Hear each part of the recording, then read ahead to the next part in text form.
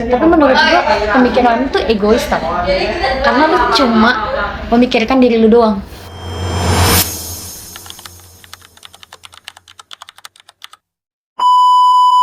Ada gak sih kepikiran untuk nikah dan punya anak gitu beberapa tahun ke depan? Pasti ada. Kenapa emang? Gue kayaknya mau child free aja deh. Soalnya kan di sekarang kan dunia udah makin gak pasti ya, apa-apa mahal, inflasi, terus biaya pendidikan tuh tinggi, biaya kesehatan, gaji sama pengeluaran itu kayak nggak sesuai, apalagi mental gue juga kayaknya nggak siap untuk menghadapi itu semua. Gue nggak mau menghadapi konsekuensi badan gua itu dipakai untuk hamil, melahirkan, mengasihi, apalagi ada potensi kena baby blues juga. Kayaknya gua nggak mau deh. Analisis phase, terdapat positif phase yaitu kekhawatirannya tentang mental, fisik, dan ekonomi. Ia ingin memiliki hak penuh atas tubuhnya sendiri, serta kebebasan menentukan jalan hidupnya tanpa dipaksa mengikuti norma masyarakat. Lah kenapa? Kan bukannya emang harus dipersiapkan dari sekarang kalau emang punya anak. Aktif listening Dina sangat rendah. Ia tidak memvalidasi atau merespon poin-poin yang disampaikan Septi. Ia hanya fokus pada pandangannya sendiri. Emang kan kayak balik lagi sih, lu mau apa enggak? Tapi kan tetap lu pasti tujuannya harus punya anak. Karena harus memiliki keturunan. Di sini ia ingin anggapannya bahwa tujuan manusia adalah untuk memiliki keturunan diakui sebagai hal yang benar dan seharusnya. Tapi lo kenapa pengen punya anak? Septi menjadi pihak yang aktif bertanya, seperti pertanyaan pembuka dan pertanyaan mengapa Dina memilih untuk punya anak. Ya karena namanya hidup di dunia, pastikan berharap banget punya keturunan ya. Kalau nggak punya keturunan juga kayak, ngapain hidup di dunia? Buat apa? Buat menyalurkan apa gitu ke generasi yang akan selanjutnya? Lo kan pasti harus menurunkan apa yang udah lu capai buat anak-anak lu, bukan buat diri lu doang.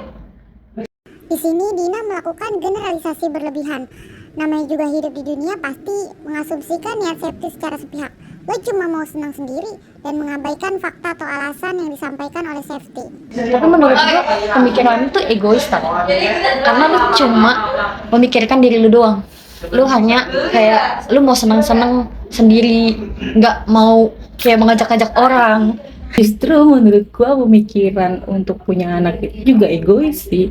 Karena kan anak nggak pernah minta untuk dilahirkan. Kenapa mereka harus menanggung hidup atas dasar kemauan orang tuanya gitu? Terus juga menurut gue ya, daripada anak gue nggak keurus dengan baik karena guanya nggak siap, jadi lebih baik gue nggak punya anak gitu. Di sini, Septi mengeluarkan asumsi balasan bahwa punya anak juga adalah tindakan yang egois setelah face-nya diserang dulu oleh Dina. Susah sih, pemikiran kita tuh berbeda. Karena gue pasti punya alasan gue sendiri, lu juga pasti punya alasan tersendiri, apapun itu. Iya sih, yang bikin pemikiran kita beda juga karena faktornya kan beda-beda juga. Yang bikin lo mikir kayak gitu juga nggak mungkin atas dasar satu dan dua hal doang gitu. Pasti banyak hal yang membentuk pemikiran lo kayak gini. Ya, gak ada yang benar, gak ada yang salah sih, itu balik lagi ke masing-masing. Perspektif taking Septi, ia memahami latar belakanglah yang membentuk cara pandang masing-masing. Iya, makanya kayak percuma kita berdebat, tapi kayak ya udah gak bakal ada ujungnya. Karena gue pasti bakal mempertahankan perspektif gue, lo akan mempertahankan perspektif lo. Sedangkan perspektif Dina, ia memandang bahwa anggapannya menjadi standar mutlak dan menolak memahami kondisi orang lain. Aduh, gue juga bingung lagi.